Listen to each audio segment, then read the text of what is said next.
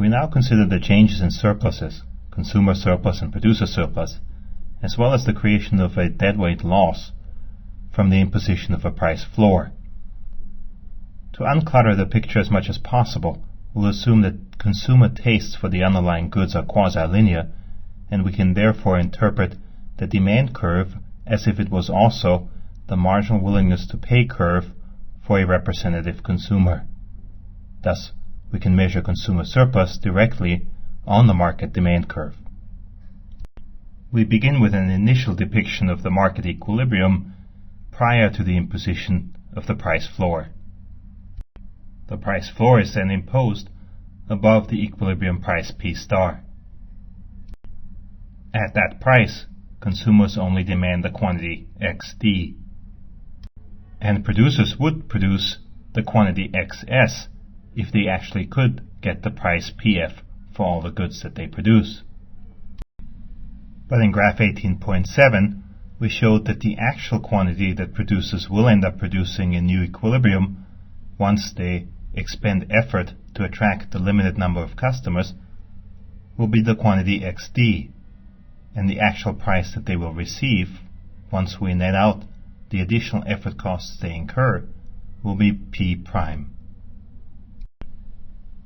Recall that the underlying mechanism whereby the new equilibrium is reached in the absence of any other government programs involves an equilibrium increase in the marginal costs for producers, an increase equal to the green arrow in panel B of the graph.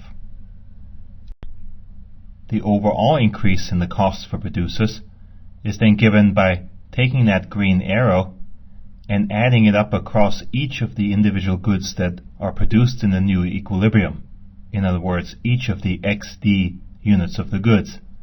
This leaves us with the blue shaded area in panel B as the increase in the overall costs incurred by producers. Producer surplus is then measured as it always is, the area above the supply curve up to the price that producers receive. This is given by the shaded magenta area. In many ways, however, it's easier to measure these changes in surplus and increases in costs in the graph in panel A, where we don't explicitly shift the supply curve. The initial consumer surplus prior to the imposition of the price floor is then equal to areas A, B, and C, in other words, the area above the equilibrium price P star up to the market demand curve. That consumer surplus shrinks to just the area A when the price floor PF is imposed. The initial producer surplus prior to the imposition of a price floor is equal to area D plus E plus F, the area underneath the equilibrium price P star, down to the supply curve.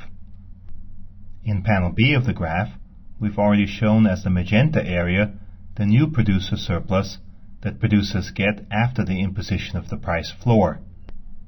We did so there by shifting the supply curve up by the amount of the equilibrium increase in the marginal costs incurred by producers. But we can show the same area in panel A. Here we don't shift the supply curve, but rather we know that this increased marginal cost is equal to the distance PF minus P prime. As a result, we know that the area B plus D is equal to the overall increase in marginal costs faced by producers. In other words, it's equal to the shaded blue area in panel B of the graph. This leaves us with just area F as the producer surplus after the imposition of the price floor, with area F equal to the shaded magenta area in panel B. Another way to think about this is to simply recognize that producers in panel A will only get to keep the price P prime, with the rest, the difference between PF and P prime, going into the increased marginal costs they incur. Producer surplus is simply the area underneath the price that producers receive down to the supply curve. In other words, area F. In the real world, price floors are often accompanied by other government programs that recognize the disequilibrium surplus that's created by the price floor. One such program would involve the government purchasing the disequilibrium surplus, and thus guaranteeing producers that they can indeed sell all the goods they wish to at the price floor PF. In that case, consumers would still only buy XD, and thus still only get the producer surplus A, but producers would be able to sell the entire amount XS at the price floor PF. As a result, producer surplus would increase to the area below the price floor down to the supply curve. In other words, the area B plus C plus D plus E plus F plus G. But if the price floor is supplemented by such a government purchasing program, we also have to take into account the costs of that program. These costs would involve the government paying the price floor PF for all the goods between XS and XD. The overall cost of this would be equal to the vertical distance PF times the horizontal distance XS minus XD, and that would give us the area C plus E plus G plus H plus I plus J as the overall cost of the government purchasing program. Producers would clearly like this combination of a price floor and the government purchasing program, as their surplus increases from D plus E plus F to the entire area below the price floor down to the supply curve. Consumers wouldn't like it very much, because they have to pay the higher price PF and see their surplus shrink from A plus B plus C to just A. And taxpayers certainly wouldn't like it, because they have to fund the government purchasing program.